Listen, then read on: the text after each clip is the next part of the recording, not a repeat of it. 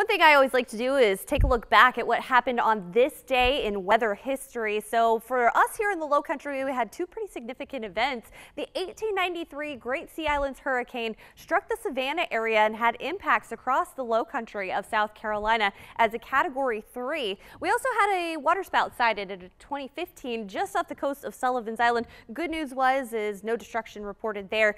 2017, though, we were watching Hurricane Harvey as it sat over Texas and dumped a significant amount of rain across the area. Up to 60 inches of rain reported with Hurricane Harvey. Now we're taking a look back at the hurricane season of 1893. This is a fascinating storm to look back on here across our history of South Carolina.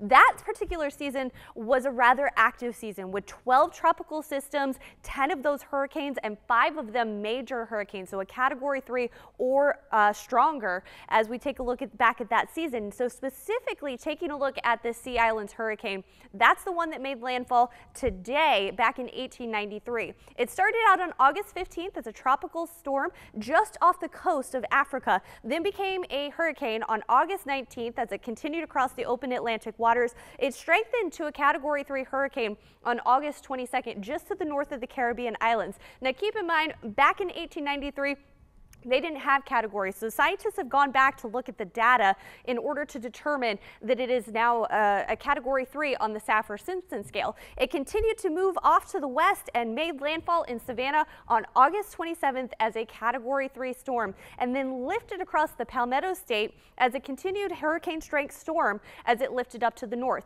Then it dissipated as it continued up the northeast coast, bringing lots of rain to lots of areas. So let's talk about some of these impacts, because this was a devastating storm for us here in the Low Country. 2,000 people reported drowned in parts of Georgia and South Carolina. 30,000 people left homeless by this storm. Beaufort, South Carolina was one of the hardest hit areas from the Sea Islands hurricane.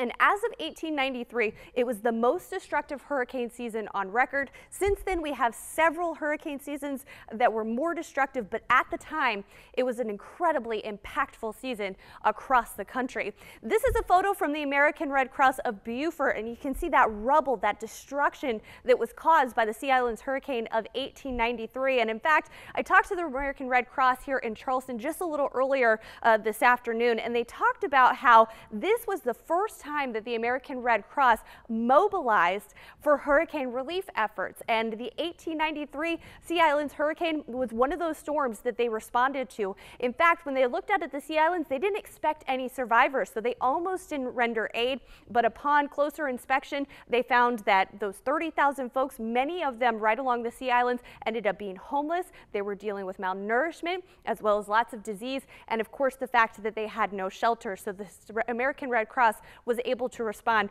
and of course they've been responding to hurricane disasters across the country ever since.